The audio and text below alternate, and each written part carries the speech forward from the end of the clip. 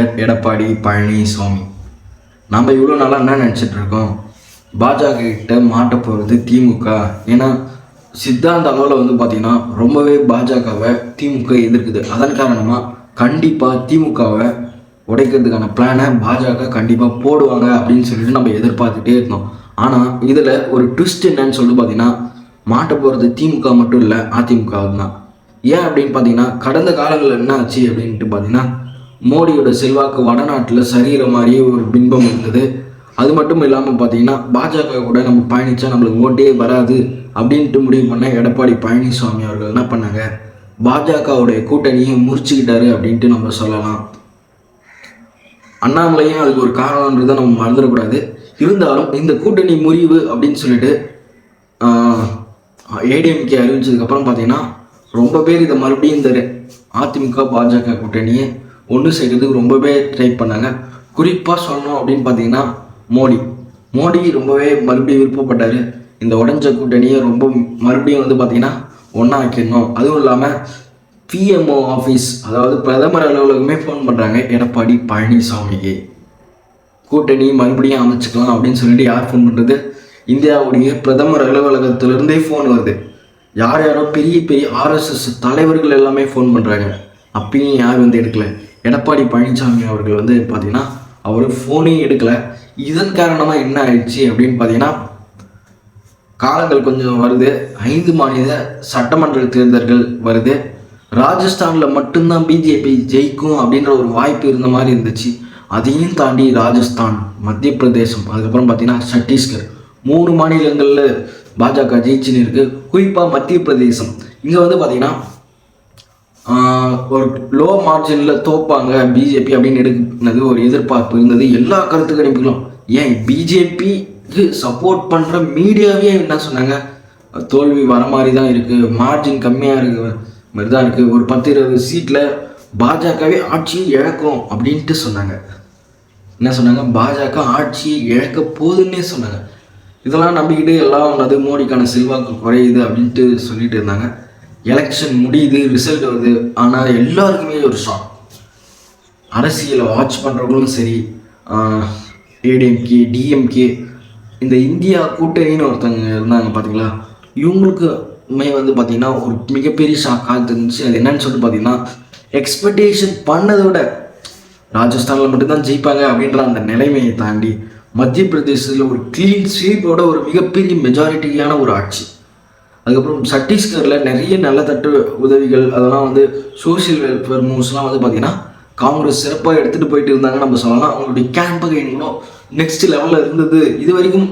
அதாவது லாஸ்ட் 10 இயர்ஸில் இப்போது இந்த 2023 காங்கிரஸுடைய கேம்பெயின் சூப்பராக இருந்தது, பக்கவாக இருந்தது. ஆனால் லாஸ் பண்ணிட்டாங்க, தோத்துட்டாங்க அப்படின்ட்டு சொல்லலாம். இப்போ என்னன்னு பார்த்தீங்கன்னா, இந்தியா கூட்டணியை கொஞ்சோண்டு பதறாங்க.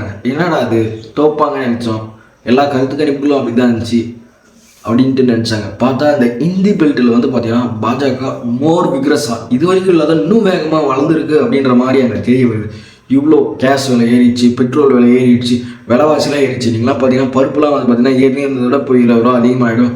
அதுக்கப்புறம் பார்த்தீங்கன்னா உதய மின் திட்டம், இதுமாரிலாம் நிறைய மின் திட்டத்தை எடுத்து வந்து ஏற்கனவே இருக்கிற காஸ்ட்டோட இந்த எலக்ட்ரிசிட்டி பில்லாம் கொஞ்சம் ஏறதுக்கு மத்திய அரசும் ஒரு காரணம், மாநில அரசும் ஒரு காரணம், மத்திய அரசும் ஒரு காரணம் அப்படின்றதுலாம் நம்மளுக்கு தெரியும். அதுவும் இல்லாமல் விலைவாசி ஏறது உங்களுக்கே தெரியும், பன்மடங்கு அதிகரிச்சு. இவ்வளோ பிரச்சனைக்கு அப்புறமும் மோடி ஜெயிக்கிறதுக்கு போகும்போது திமுகவுக்கே ஒரு பயம் வந்துச்சு அப்படின்ட்டு சொல்லலாம். ஏன்னா அவங்க கண்ணு முன்னாடி வந்து போகுமா இல்லையா செந்தில் பாலாஜி, அதுக்கும் நிறைய பேருக்கு அப்புறம் இடி வழக்கெல்லாம் வந்து நிலுவையில் இருக்குது. குறிப்பாக வந்து பார்த்திங்கன்னா இப்போது நீர்ப்பாசனத்துறை அமைச்சராக இருக்க துரைமுருகன் கண்டிப்பாக இடியால் சம்மன் பண்ணப்படுவார் அப்படின்ற செய்திகள்லாம் வந்து, ஏன்னா உயர்நீதிமன்றத்திலே 4000 கோடி கிட்ட வந்து மணலில் வந்து கவர்மெண்ட்டுக்கு லாஸ் வந்திருக்கு அப்படின்றதெல்லாம் சொல்லியிருக்காங்க. அதனால் கண்டிப்பாக இடியோட கண் பார்வை திமுக மேலே விழும் அப்படின்ட்டு எல்லாம் சொல்கிறாங்க. ஆனால் கூடவே சேர்ந்து அதிமுக மேலேயும் விழப்போகுது அப்படின்றத நம்ம புரிஞ்சுக்கணும். சரி, இதிலேருந்து அதிமுக தப்பிக்க முடியுமா அப்படின்னு கேட்டிங்கன்னா, தப்பிக்கிறதுக்கான ஒரே ஒரு வழி இருக்குது. என்னன்னு சொல்லிட்டு பார்த்தீங்கன்னா, இப்போ வர இருக்கிற 2024 எலெக்ஷன், இந்த பார்லிமெண்ட் எலெக்ஷனில் பிஜேபி கூட சேராமல் ஏடிஎம்கே மட்டும் கிட்டத்தட்ட 40 தொகுதிகளில் கிட்டத்தட்ட 20 தொகுதியாவது ஜெயிச்சிடும். மினிமம் ஆஃபாக ஜெயிச்சாலும் இதுக்கான பாசிபிலிட்டிஸ் இருக்குன்னா கண்டிப்பாக இருக்குது. ஏன்னா வச்சுக்க இப்போ ரூலிங் பார்ட்டி என்ன டிஎம்கே மேலே ரொம்பவே அதிருப்திகள் வந்து ரொம்பவே அதிகமாக இருக்குன்றது நம்மளுக்கு எல்லாருக்குமே தெரியும். அது காலத்திலே வந்து ரிஃப்ளெக்ட் ஆகுது. இந்த சமயத்தில் குறைஞ்சபட்சம் ஒரு 20 சீட்ஸாவது ஏடிஎம்கே ஜெயிச்சிட்டாங்கன்னா அவங்க என்ன சொல்லுவாங்க, நாங்கள் பார்லிமெண்ட்டில் நீங்கள் எதனா ஒரு பில் எடுத்து வந்து ஆதரவு கொடுக்குறோம், எங்களை எந்த விதமான டார்ச்சரும் பண்ணாதீங்க அப்படின்னு சொல்லிட்டு அவங்க கேட்டுக்குவாங்க. அது மூலயமா தான் அவங்களால தப்பிக்க முடியும். ஒருவேளை 2024 எலெக்ஷனில் எம்பி சீட் மட்டும் ஏடிஎம்கே வாங்கலைன்னு வச்சுங்களேன், கோவிந்தா தான், அவங்கள காப்பாற்றவே முடியாது. ஏன் அப்படின்னு பார்த்தீங்கன்னா, உங்களுக்கே நான் ஸ்டார்டிங்கில் சொன்னேன், பிரதமரே ஃபோன் பண்ணுறாரு இபிஎஸ்க்கு, அதாவது புரட்சி தமிழர் எடப்பாடி பழனிசாமிக்கு ஃபோன் பண்ணுறாரு. என்னன்னு சொல்லிட்டு, ஏன்பா கூட்டணிலாம் முடிச்சுக்கினேன், அண்ணாமலை ஏதோ தெரியாமல் சொல்லிட்டாரு, மீண்டும் கூட்டணிக்கு வாப்பா அப்படின்னு சொல்லிட்டு ஃபோன் பண்ணியும் அவர் எடுக்கவே இல்லை. பிரதமர் ஃபோன் பண்ணி எடுக்கல, உனக்கு இருக்குது அப்படின்னு சொல்லிட்டு அவங்களும் இருக்காங்க. இந்த ஸ்ட்ராட்டஜி படி கண்டிப்பாக இபிஎஸ் வந்து ஜெயிச்சா மட்டும்தான் அவருக்கு ஃப்யூச்சர் அப்படின்ட்டு சொல்லலாம். இல்லைனா நிறைய இடி கேசஸ், அது இல்லாமல் ஏகப்பட்ட கேசஸ் வந்து ஏடிஎம்கே மேலே இருக்குது. அதுக்கு இன்னும் மூவ்மெண்ட் இல்லாதது காரணம், ஏற்கனவே இருந்தது காரணம் வந்து பார்த்திங்கன்னா பிஜேபி தான். அவங்க தான் வந்து ஹோல்டு பண்ணி வச்சுருக்காங்க, மொத்தத்தையும் நாள் ஹோல்டு பண்ணி வச்சுருந்தாங்க. இப்போ அதுக்கான கொஞ்சம் கொஞ்சமாக அந்த ஹோல்டு பண்ணுறதெல்லாம் நிறுத்திட்டு வராங்க.